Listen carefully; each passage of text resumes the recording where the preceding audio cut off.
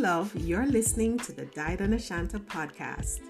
I'm a resilience strategist and migrant integration specialist who has spent the last 20 years traveling, working, and studying throughout the Caribbean, North America, Europe, Africa, and Asia. As a globetrotter, I quickly learned how to bounce back from crisis and how to thrive in new and strange places. I've used my training and experience to develop a resilience-based framework, and now I help others to get over the hurdles that come with living in a foreign country. Now on this podcast, I invite you to join me on this journey of living with simplicity, joy, and resiliency.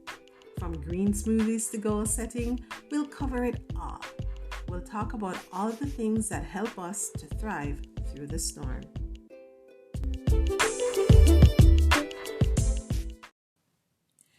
Welcome to the Died on Ashanta podcast. This is episode 28, and today we are talking about anticipation. Now, if you aren't quite clear or haven't looked it up recently, I will remind you that anticipation refers to thinking, feeling, acting, and experiencing an emotional response to something before it even happens. And often when we think of anticipation, we think about expecting something that we want. We're excited about it. But I want to invite you to consider that we're always anticipating, but sometimes it's not a positive thing. And when we are anticipating something that's undesirable, we call it fear or worry or doubt. And today, as part of your steps to building and replenishing your resilience, I'm going to invite you to release those negative anticipations, because this is probably dragging you back and not allowing you to move forward in the direction you'd love to go. Now, of course, recently, Sheryl Lee Ralph, Jamaican American actress, received an Emmy Award, and she's in her 60s. And a part of her acceptance speech, she spoke about how, not the acceptance speech, I think maybe an interview after, but at some point during the excitement of it all, she commented that some people want things now. They anticipate things now. And when it doesn't happen, they give up. And she's like, some people will not get what they anticipate until 10 years beyond the first time they had a desire for it. Some will wait 30 years, and in her case, she waited 60 years to fulfill this dream of being appreciated and acknowledged for her excellent standard of work. And so I recently had the opportunity to speak with someone, and she was, sharing with me how she was waiting on the results of an application and how much she was just crippled by fear and worry and doubt about whether or not she was going to get through. And she was thinking about whether or not her submission was of good quality or whether they were going to select someone else. And she was just panicking because she was thinking, if I don't get through with this thing, I don't know how I'm going to survive, and I'm just going to suffer. And she was all focused on anticipating that things were going to fall apart.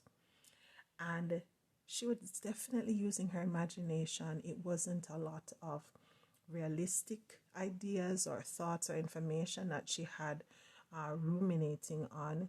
She was using her imagination to concoct all these possibilities that were totally against what she truly desired. She was focusing so much on what she didn't desire.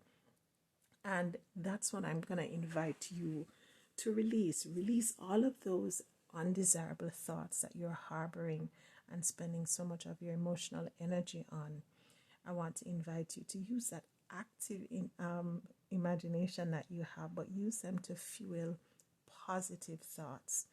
Another scenario in which I find people using negative thoughts to fuel their anticipations is when, for example, in my field of student enrollment management, I find a lot of students, before applying for a program of study, they want to ask questions like, what's the acceptance rate to this university? Or what's the acceptance rate to this particular program?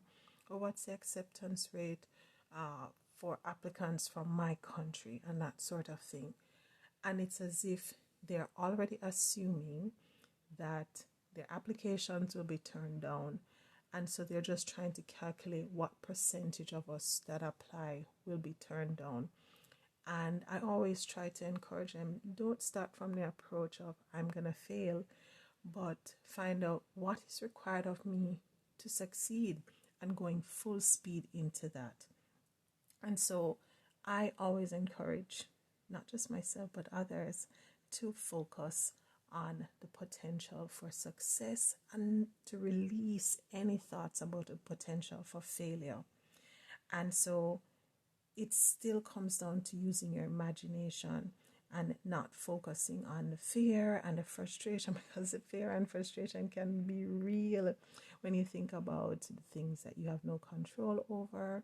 Sometimes you need to take action or make decisions, but you don't have all the answers that you need, and you're probably waiting on those answers. And then sometimes you're relying on maybe your previous experience of attempting the same or similar things and getting an undesirable result. Or you're leaning on someone else's reports of failure. Maybe they attempted the same project or went after the same goal and they didn't make it out the way they wanted to. And then at the very root of most of these thoughts is the feeling of unworthiness, where you think everyone else will get through, but not me.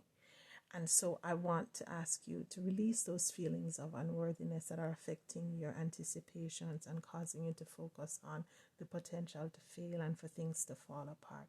And instead, hold on to your dream. Release the fear of failure and hold on to your dream. Hold that dream in your mind. Assume success. Find as many examples of success as you can think of.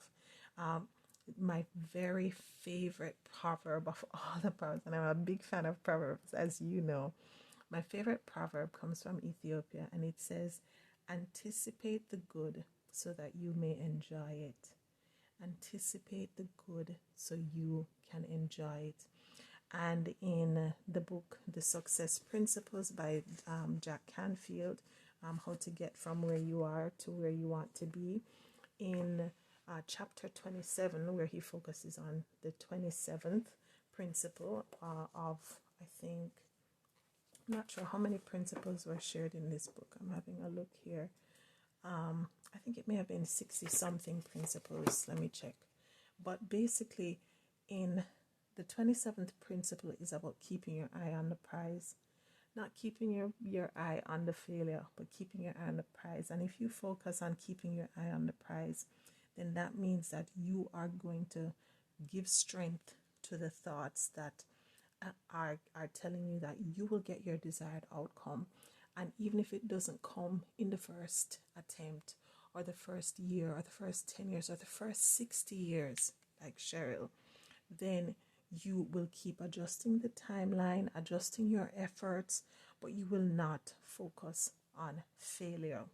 Release those thoughts of failure and go after your dream.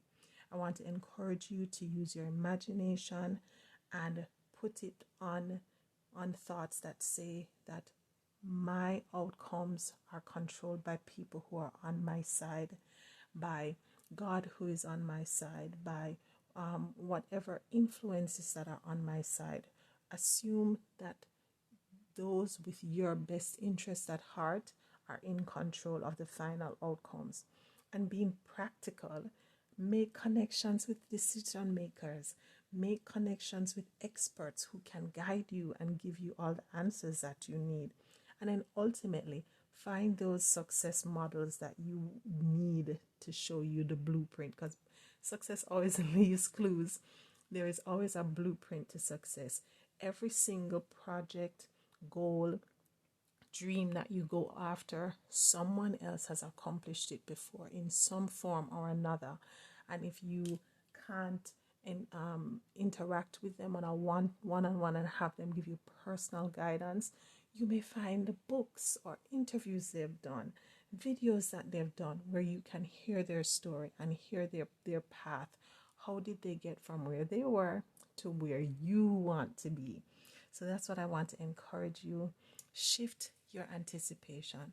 Instead of focusing on the potential of failure, focus on your potential to succeed, and fuel those thoughts, that active imagination to think about the good that you desire, so that when everything comes around, you can enjoy it. So that's it for this week. Do enjoy your week, and I hope to hear from you again. Let me know how it is that you are going to fuel your positive anticipation.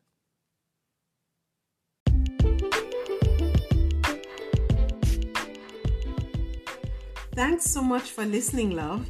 If you enjoyed this episode, head over to didanashanta.com. I'd love to hear your thoughts on today's message. Be sure to drop your email address so I can send you some helpful resources, updates, and the occasional music video that I may have on repeat.